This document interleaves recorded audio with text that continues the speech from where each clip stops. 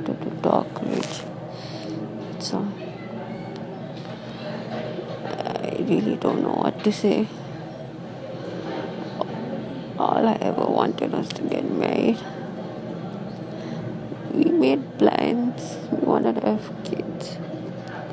How I should bring the kid up. I longed for it, Rich. I longed for it. That child's face. I'm honestly very scared. I'm scared. I've been suffering for so long. Till the thought of dying is in my head always. It doesn't matter if there's pain. It doesn't matter if there's suffering. It doesn't even matter if I can't swallow food, Rich. If only I could live for a few more days. Just a few more days, Rich. A few more days.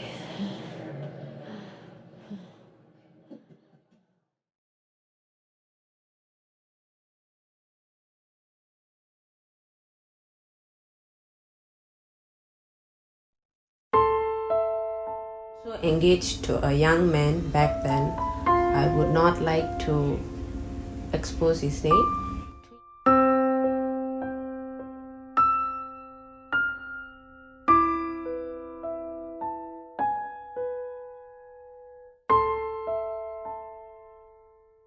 In 2012, a year that changed Valerie's life upside down.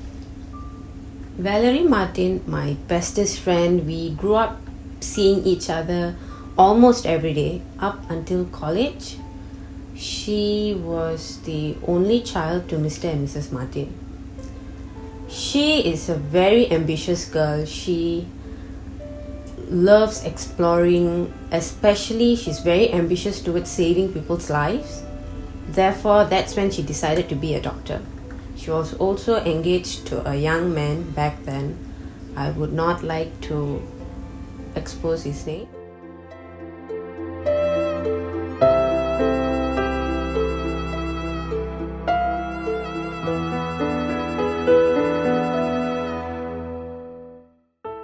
In 2012, rare symptoms, or shall I say certain symptoms, started to occur within Valerie. First, red spots were all over her body. Then it turned out to be rashes, and then tremendous weight loss. Almost every day she started vomiting. She had terrible diarrhea, nausea. At first it was just like a common thought where it was like a normal illness symptom like flu or something, but then every day it became worse. That affected her daily work performance. One day, a sudden thought, I would say, just struck her mind, which got herself tested at the hospital she was working at. And I think that is when we officially found out that she was positive for HIV.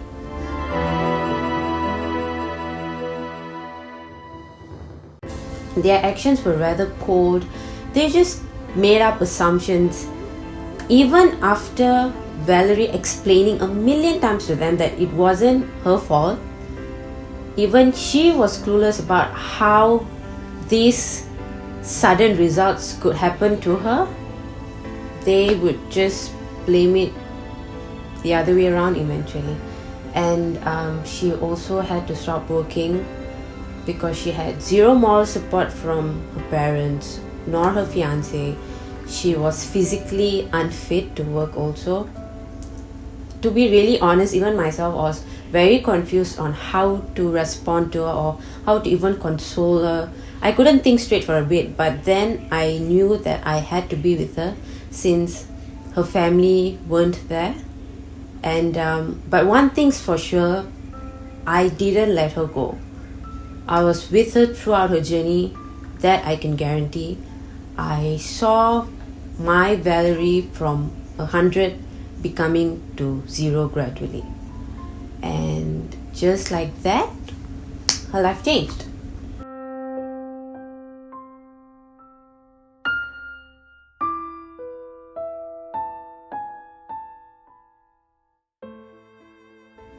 not just her life or her physical ability started decreasing, but also her behavior. Her behavior, well, it fluctuated from time to time. She was very unstable. She gets mad, sad, she gets very aggressive.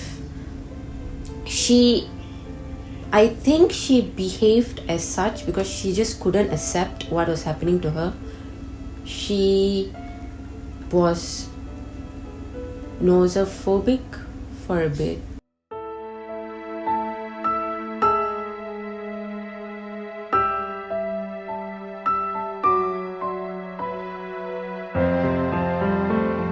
I just can't accept what's happening to her and what happened. The only thing I could remember is that she repeatedly says that, Rach, I don't know what's happening. Rach, I didn't do this. Rach, I didn't do that. That's the only thing that she kept on saying. And there were times where she was isolated completely from her family. A point came where her parents sent her to rehab. They could not take care of her anymore, and if the old Valerie was still around, I would say she would have, I think you can say she would have defended herself, but she was just helpless at that time.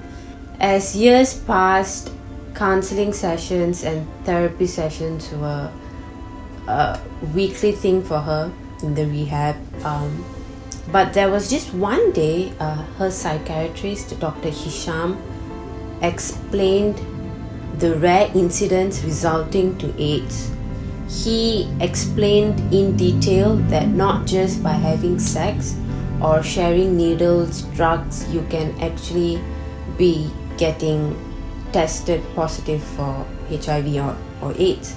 There are also things as blood-to-blood transfusion, even breastfeeding and so on. After some time, she recalled the moment he said accident. She went back to 2012, and that's when she remembered she met into an accident together with a fiance and another victim who was, I think, about mid-40s, I'm not sure. Even she could only remember that there was this time where she rushed to that man who was just motionally lying on the ground covered with blood. She went rushingly to lift him up, and I think that is where Dr. Hisham was correct. About the blood-to-blood transfusion, I think that's when happened, and I think that's what happened to Valerie, which she couldn't explain for years.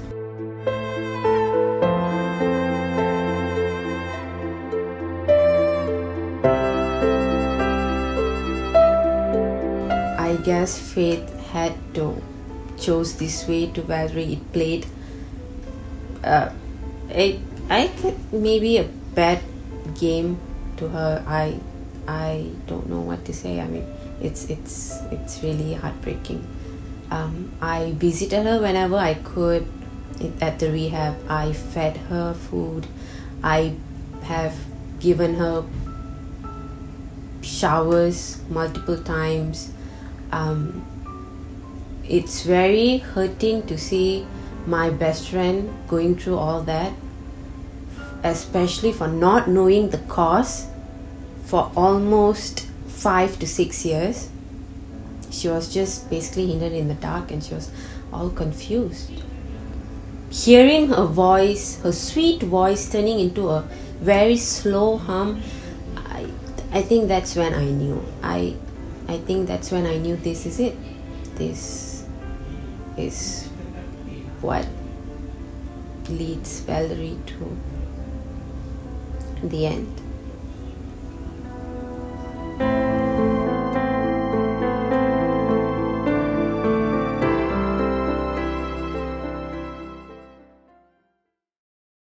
Okay, hi, Vanakkam. My name is Johan Prakash. I go by the name of Style Monogram on the stage. So what I'm going to talk about is awareness video for HIV. I'm doing this for International University Malaya, Wales. For the non-Tamil speaking people, for you, maybe you can watch this movie with your friends, Tamil friends. This movie called Aruvi is one of the biggest reference of the rare cases of HIV and what the girl need to go, what the struggle she needs to go, the stress and stuff like that. So please watch that movie. Very beautiful movie. When it comes to the new generation people, I don't know who's watching this video, but what I'm trying to say, because I have a kid, she's a baby girl. You know how advanced you all are right now. You know, compared to my generation, I'm the Generation X, but compared to my generation, the newer generation is much more advanced in every way. You know, mobile and everything, they're learning stuff, and there's cases of sex cases between like 7-year-old boy and 8-year-old girl and stuff like that. It's happened and it's that advanced because of the influence of the technology. I would love to say, just guys, you know what you're doing. You know what's right, you know what's wrong. If you want to do something and beyond your whatever they believe, just use rubber. Practice safe sex. Be smart. That's all. I would say personally. But anyway, that's just another story. But you are new fellas, smart people, and then the future of this country. If you ask me, serve well, do well, study well. Big shout outs to Rath Production. Saduni, thank you so much for this opportunity, really appreciate. Yeah, and International University Malaya, Wales. Maybe I'll see you one day. One fine day, maybe I'll talk about my music journey and how I'm seeing it. And that's about it for now. Thank you so much for the opportunity again, and see you guys in the near future. Tamil Hip Hop for Life, signing out, Style Malavan. Bye. Approximately 1 million people die of HIV or AIDS each year. Plenty of misconceptions surrounding it because of the taboo the subject brings. You can only get infected through body fluids, and that includes semen, vaginal fluids, anal fluids, blood, and breast milk. But anything from sweat, saliva, to urine, don't worry about it. Secondly, AIDS and HIV are two different things. You can't get AIDS without first getting HIV. Likewise, you are able to prevent yourself from getting AIDS if you treat your HIV. I sincerely hope my insights helped, and all the best.